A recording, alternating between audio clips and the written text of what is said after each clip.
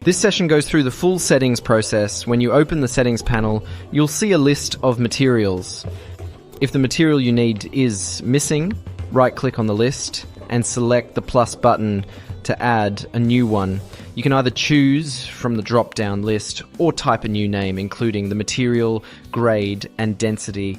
Density is entered in kilograms per cubic meter, and you can easily find that information online.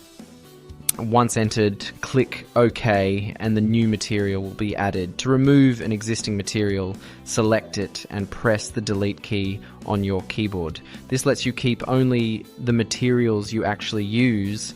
At the top right corner, there's a machine section showing all the available machines.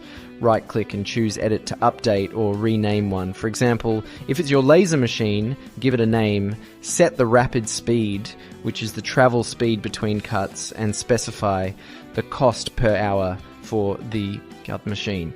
Enter this in your own currency, such as $300 per hour. The guide values are just references.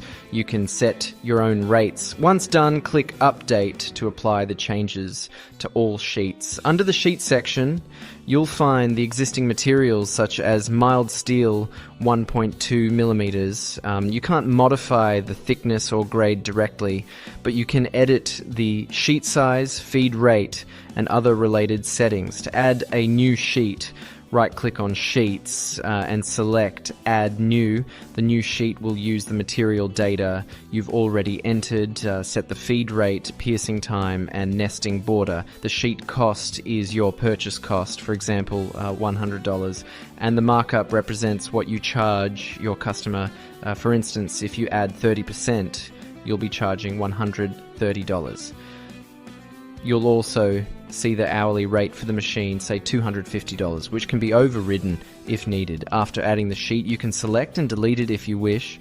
You can also right-click on the material database to export it to Excel. This is a handy way to make quick edits, such as changing material names, grades, or thicknesses directly in Excel. Once done, save the file and re-import it back into the software by right-clicking on the database and selecting Import.